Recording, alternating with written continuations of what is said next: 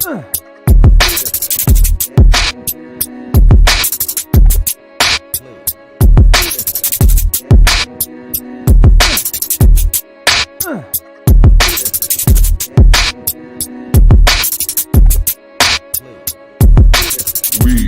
are Legion.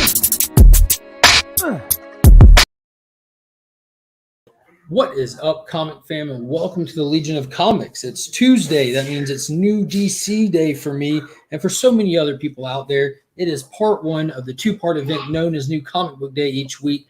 So let's dive into some of these books that I picked up and some non-DC books I picked up from my LCS today. But before we do that, check this out.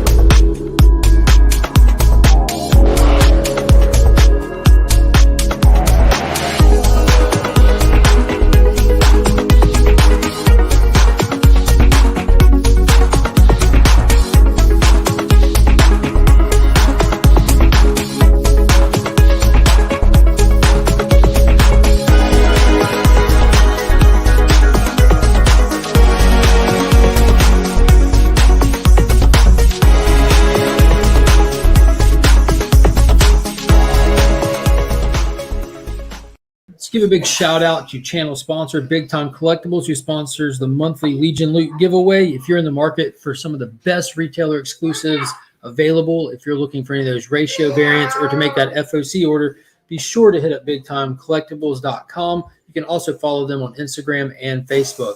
Also, if you need to get any books cleaned or pressed, look no further. Justin Comics on Instagram can help you for as little as $10 a book. He's got some of the fastest turnaround times. He can also submit directly to CGC and CBCS for you. Be sure to use that promo code WeAreLegion and take advantage of that buy two, get a third free promo going on right now. Awesome stuff. Awesome. So I do want to go ahead and announce that tonight there will be a Big Time Collectibles Holiday Mystery Box Battle right here on the Legion of Comics at 8:30 real time. That's known as Eastern time for everybody else. And myself, Nick's Kicks and Comics, Paul from Sector 2815, DJ Links, and the C-list villain himself, Eman, will all go head-to-head with our Big Time Collectibles holiday mystery boxes. And if you do not know what those are, go check out bigtimecollectibles.com. These are some of the most high-value mystery boxes I've ever seen. They're $99.99. You get a slew of books in them. The cheap-end boxes, if you don't hit any of the numerous prizes that they include, are valued at like $280. So it's really, really great box. It's guaranteed to leave you happy. So we all are really looking forward to this. We've been talking about it for days and days since we ordered our boxes. They came a lot earlier than we expected. So we're super excited to get into them. And yeah, Ruben sees it. Deathmatch. Yeah, I had to get that Mills Lane from Celebrity Deathmatch. As soon as I thought box battle, I immediately thought of a boxing ring. Then I immediately thought of Celebrity Deathmatch. Growing up watching that show, it was hilarious. Yeah, had to go. Let's get it on. Yeah, it was awesome. So what's up, Ruben? What's going on? Trav, how are you doing today? Hope y'all are having a great day. I was just sitting here waiting on the timer to expire, looking at the DC Connects. There's a lot of amazing stuff on the way, from this new Williamson run for Batman about to take off. You know, we're about to have this Black Label prestige format Swamp Thing short story. This new Villain Abyss is coming into Batman titles. There's just a lot of cool stuff. This cover artist that's taking over the A covers for the Batman books has just got me stuck. See if I can find his name again. It's Irvin Rodriguez. Like, these beautiful painted covers. That's been going through staring at these things. There's a new Shadow of the Bat series. It's the Detective Comics has got a Shadow of the Bat storyline coming. But yeah, there's all kinds of cool stuff. I'm loving this cover for Dark Knights of Steel #3. And just so much pumpness for the DC Comics right now. The stories really are hitting. We got Justin from No Good Comics up in the chat. How are you doing today? I don't know if you saw the announcement, Justin, but tonight at 8:30 right here, an epic Big Time Collectibles box battle, a.k.a. a death match, is happening. So be sure to come back and check that out. It should be a blast. Should be a definite blast. Happy DCA to you. Yeah, this one's live. You want to say, hey, there's nobody on here with me. There's just people in the chat. You want to say, hey? Hello. Show them what you got. It's a Transformer. What's his name? Cogman, that's right. Boom. Justin said he just read Robin and Batman and loved it. So that's the new book from Jeff Lemire, I believe. Yeah, from Jeff Lemire. So that's one that I actually skipped on getting a physical copy of. I'm trying to keep my my physical pull list down to a controllable amount. Justin said, "Whoa, cool Transformer, dude." He said, "Uh-huh." But yeah, I plan on reading Robin and Batman. Hey, Ruben wants to know, how does it feel to be 4 years old, Finn? Finn. He's zoned out already. I don't know if you can hear him, but he is in his zone. Yeah, Lemire and Ewan, same team that did Descender, my fave. That's awesome. So yeah, I think it's just a 4-issue or a 3-issue miniseries or something. I plan on reading it digital. This wasn't going floppy for that one. The artwork on it does look beautiful. But there's a couple that I'm trying to keep up with reading digitally. And I'm still in this weird in the middle balance area where like I'm definitely a floppy reader. You know, I've been playing with and reading comics. I can remember all the way back to 4 years old. And they were definitely around even before then.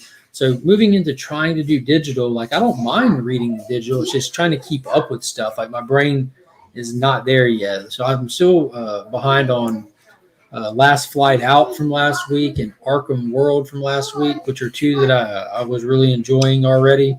So I've got to get those. So I'm still a floppy behind from last week. I haven't finished that Mr. Miracle Source of Freedom yet either. And that's been a great series. I've loved it. But the ones that I did pick up this week, let's start taking a look at those. First one up. It's that Joker issue number 9. So Tynan's run is getting closer and closer to the end. So I've been up and down with this series the past few issues. After that first story arc, it just went immediately flat to me. But that last issue was pretty interesting. I thought it was dumb that they introduced Alfred Pennyworth's daughter like a spy out of nowhere. I did like the fact that vengeance has come not to kill Gordon, but to ask for Gordon's help because she's trying to find her own purpose and free herself of the shackles of her creator. So I thought that was pretty interesting. And watching her rip that inspector's arm off, I'm like, yes.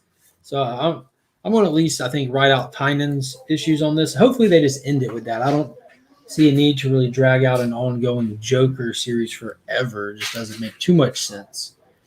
I've been leaning toward the digital experience more. And hey, you're not alone with being behind.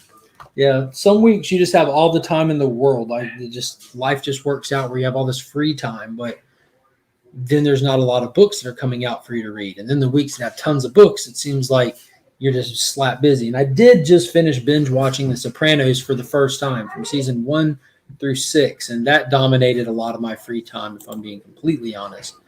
And I finished it like 2 days ago and thought, now I have a bunch of free time again. And I immediately started Boardwalk Empire. So, nope. Definitely want to watch those shows. I started watching Boardwalk when it came out and stopped on like episode 3. So I'm excited to get back into it. Next up, we have the finale to Chip Zdarsky's Justice League Last Ride. Bada bing. See, you get the bing. Of course, that's where Ruben goes. So this was Chip Zdarsky and Mendonca. How do you say it? Mendonca. But it's got some really cool Derek Robertson covers, the guy who did The Boys. But this series has been awesome. You've had like a fractured Justice League team at the start of it, and it kind of goes back and shows you and goes over the events that fractured the team and what team members' death was the catalyst for it breaking apart.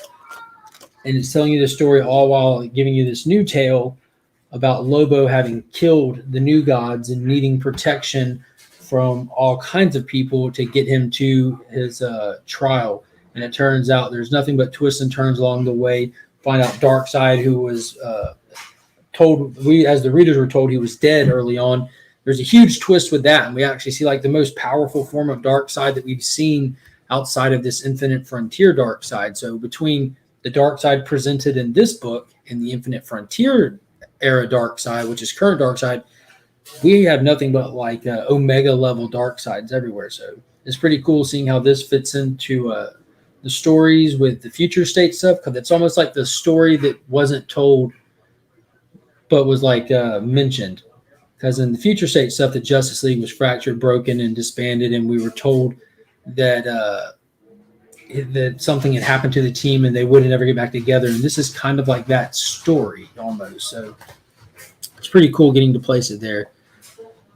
Your DJ Links is in the building. We have Mr. Becker up in the building. What is going on? We got a couple more people hopping in. And for those that have just hopped in, I do want to let y'all know that 8:30 tonight, the BTC box battle is going down between myself, Nick's Kicks and Comics, Sector 2815, DJ Links, and the C-list villain Eman himself. So be here at 8:30 tonight, and let's get it on.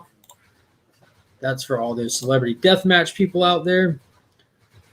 Blue Hellion Comics, what is going on, Dan? Happy DC Day to you as well.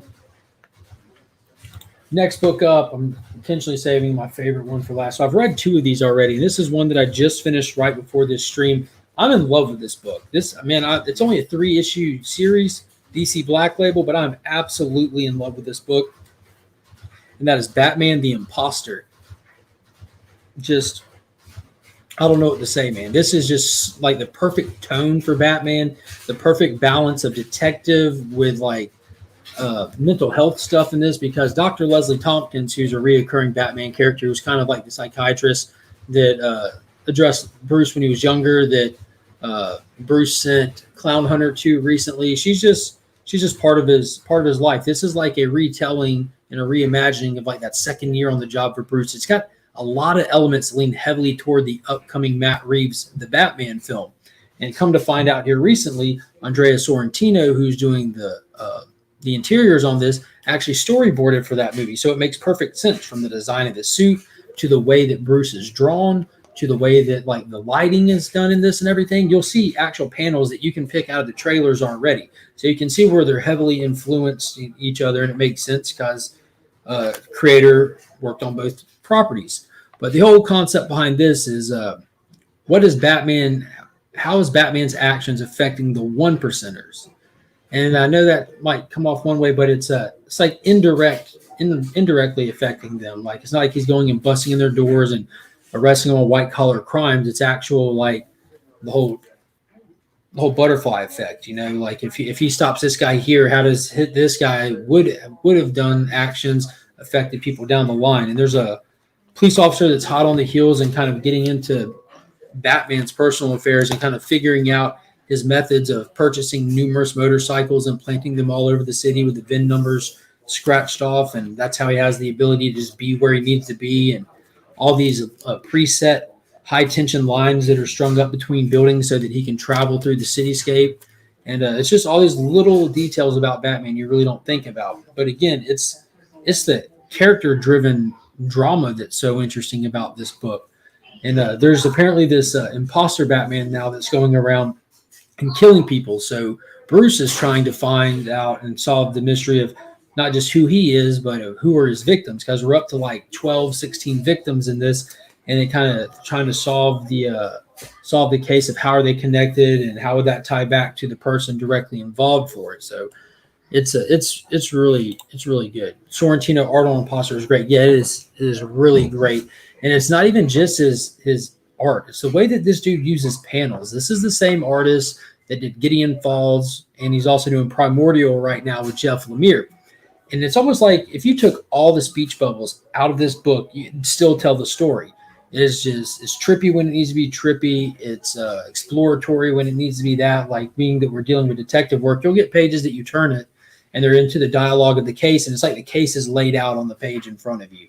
It's just really, really interesting. Yeah, everyone's starting to pop in. Yeah, hey to everybody. I picked up the Bermejo cover on issue 1. Yeah, Bermejo's just, dude, he's top tier, man. That guy's a beast, and he's been crushing it on Detective Comics for a long time. I was happy to see in the DC Connects when we hit the Williamson era, he will still be on those Batman V covers. Boom, boom, boom, boom. Yeah, Sorrentino's dope. So a lot of people are enjoying Sorrentino. So I know, like with stuff when it kind of is artwork like that, I never necessarily know how people are going to receive the artwork. Like Department of Truth is a great example, and myself included, I did not care for that artwork. And it took a few issues of really getting into the story and seeing what kind of story and what kind of tone it's supposed to be going before the artwork started to warm up on me. But Sorrentino's art, man, it just nails it. It creates the tone. You don't have to have the story create it for you. All right, so the last DC floppy I picked up for this week, probably my read of the week.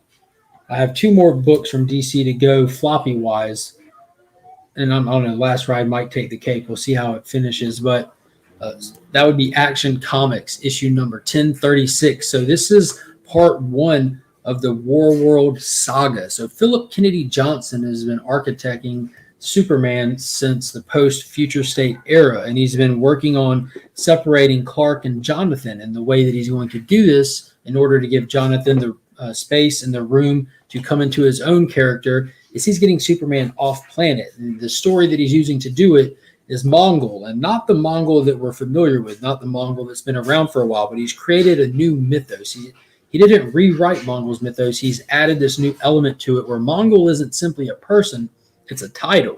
And the way that you become Mongol of Warworld is by usurping your father who came before you. You have to be strong enough and powerful enough to do it. And in so doing so, you're constantly just creating a stronger and stronger leader in yourself and in your lineage, which I thought was a really cool way to do it, because Mongol, he can come out as a tough dude sometimes, but ultimately he's just like a punching bag these days for Superman. So they're gotten away from that by bringing in this new mythos to Mongol, as well as getting this current Clark who, since the restructuring the DC Omniverse, something's been wrong. His powers have been off and he's been weakening. And we find out a big twist in this, just how affected he's been by that. And so we finally get Superman and this team of the Authority that he put together. And if you want to see him put together this team, they did a 4-issue miniseries called Superman and the Authority that Grant Morrison wrote. And I got to tell you, as the one-shot came out last week, the Superman Batman Authority special, and that 4-issue series that I kind of gave it some crap recently about, I don't know why they decided to write it. It actually has more weight now. It has a lot more weight. Like, it has all the weight after just this issue. There's a big twist in it with Superman. But so we're on War World. They're helpless. He's got no backup, just the ragtag team that he's put together. And these events are now laid in motion. It's supposed to be a saga. Philip Kennedy Johnson said this isn't just a story arc. It's not just a mini. This is going to be a Superman saga like we haven't seen in a while. So I miss those kind of things, like those long-standing events, not just necessarily quick money grabs, like stuff like Fear State. And I'm not downing the story Fear State, but Fear State, Joker War, stuff like that, where you have a quick 4-issue thing, but you just tie everything into it and use the banner to flash sale everybody and all that. And you don't need the tie-ins, but they add to it. But instead of that, this is just going to be an era for a while with Superman on Warworld. So yeah, it was good. And the backup story in this was Tales of Metropolis. We were following the Guardian. It was the second part of a 2-part story where the Guardian was investigating the disappearance of these kids that fired up a Ouija board and things went south. What is going on, Wheelchair Superhero 87 up in here? Hey, yo, Nick's Kicks and Comics is up in here. And on that note, if you're in the chat and you didn't see already, tonight, 8:30, right here on the Legion of Comics, we'll be having a BTC box battle. So BTC is Big Time Collectibles, the channel sponsor who sponsors the monthly Legion loot box. So myself, Nick from Nick's Kicks and Comics, Sector 2815, DJ Links, and the C-list villain E-Man himself will be going head-to-head in the arena to see who comes out victorious with the best BTC box. So this is their holiday mystery box. They might still have some for sale. They came in at $99.99 a box. Numerous big prizes included in their, top prize being a 9.8 Jenny Frizen, Something is Killing the Children, issue 1. So I have not seen that book pulled yet. I did see that Nick's Kicks and Comics did pull one of the foil Department of Truth big books out of it, which was awesome. But we're definitely excited, ready to get that underway. This box is sitting down here burning a hole in my floor. I'm ready to open it so bad. So I did pick up some other non-DC books this week from the LCS that it came into the shop. You should say, watch Nick with the F out of this battle. Watch Nick with the F out of this battle. Yeah. Yeah, Nick might. I don't know if he's already opened his, like I said, he ordered 3 boxes. He's opened one of them, and I don't know if he opened the banger yet, if the banger's still waiting, because the one he opened was fire. It was awesome. Miss So, good afternoon. Happy to see you pop in here. How are you doing? So real quick, before I show you these other books I picked up, because I've got 6 more books here, non-DC books, one of them being a key. I do want to point out that Big Time Collectibles did just announce that they have their second Big Time edition coming up for pre-sale tomorrow, Wednesday, on New Comic Book Day. So this is Batman issue number 118. This will be the first issue in the Joshua Williamson run post-Tynan. Thank God the Neon Fever dream is going to be over. I'm so ready to move on to bigger and better things. I don't even need to be bigger. Just I'm so ready to move on to the next thing. This series has been so bogged down, but I'm getting off track. What we have here is Batman 118 Big Time Collectibles Miko Suyan exclusive, and it comes in a trade dress, a minimal black and white, and a virgin full color. So you're looking at a 3,000 print run, a 1,500 print run, and if you want the virgin exclusive, the only way to get it is in a CBCS pre-slab 9.8. So those will all be sent to CBCS. They will slab up 300 of them and then destroy the rest. So it'll be reduced down to a 300 print run. And on the label, which is a custom label with the BTC logo on it, and the very bottom middle, let me see if I can find it here. Right there in tiny letters, you will see sequential numbering on them. So you won't just know that there's only 300, but you'll know exactly which number in that 300 run you'll be getting. So you've seen them do this one time before with that Venom #1 cover that drops this week. So if you ordered one of these, expect to see those notifications hitting within the next week or two here for those of you shipping out. Well, probably not that quick. I don't know if they already got them to CBCS. So I don't know how that wait time will be. CBCS doesn't take a long time to grade stuff like other companies. But this is wicked. This is awesome. And it's also the first appearance of the new villain, the Abyss, that Batman will be heading off with right out the gate in this new era. And he is featured on the cover, I believe, as well. No, Ghostmaker. Yeah, he is featured on the cover right there, front and center. Yeah, Batman and the Abyss split screen. So you get a first appearance, cover appearance, art by the amazing Miko Suyan, and you can get that sequential numbering and a guaranteed one of 300. So none of those fake print runs, none of these will be popping up in Walmart packs down the road, none of that crap. So you know exactly what you're getting.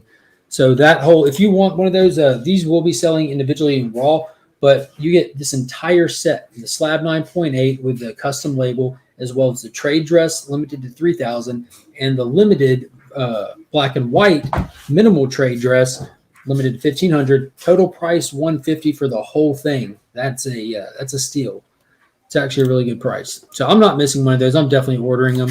I've got that Venom one on the way, and I cannot wait for the Batman one to get here. You know, I am a DC hound.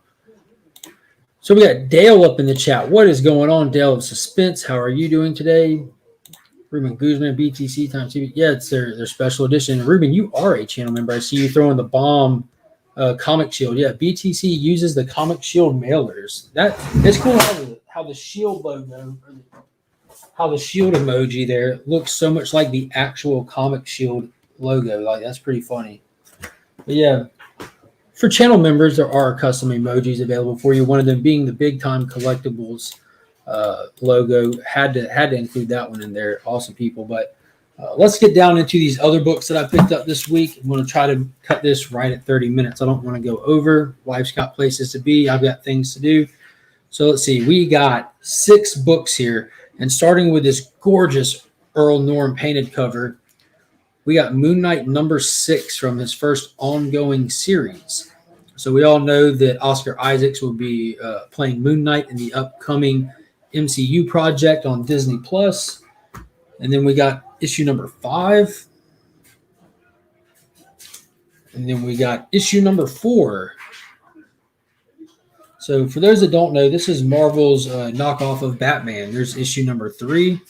There's been so many knockoffs of Batman. Charlton had Blue Beetle. Marvel had Moon Knight. DC had Green Arrow. DC's knocked off their own characters before, but there's #2. So I am excited to have it. I've had this book come and go so much, and this isn't a great copy, but it's a copy. And there's #1. So Moon Knight issue #1 from his first ongoing. And Nick says he just picked up the whole run. Well, Mr. Fancy Pants. Mr. Fancy Pants. I'm actually about to, when I hop off here, shoot you a message, Nick. Yep, #1. And out of all of them, it's kind of odd because they're all in fairly great shape except for #1. Like, I mean, it's not in bad shape, but you can see the wrinkles up there on it. It's just it's weird that the only one that is in any rough shape happened to be number one. But it was not expensive. The whole 6 issues was not expensive, so I was like, yeah, I'll get them. I grabbed them. Don't know if I'll keep them or pass them on to a new home down the road. We'll see. We'll see. I like to get stuff when I can find it at a good deal so that I have it for big things later. There's all those custom emojis. I did not get that at Dead Media. All these books today that I picked up came from the Augusta Book Exchange, Gordon Highway, Paul and Donna. Be sure to check them out. Awesome shop if you're looking for comics, games. They do all kinds of RPG. I think that's right. Role-playing game, tabletop games, stuff like that. Tons of that stuff. Miniatures, all that kind of good stuff.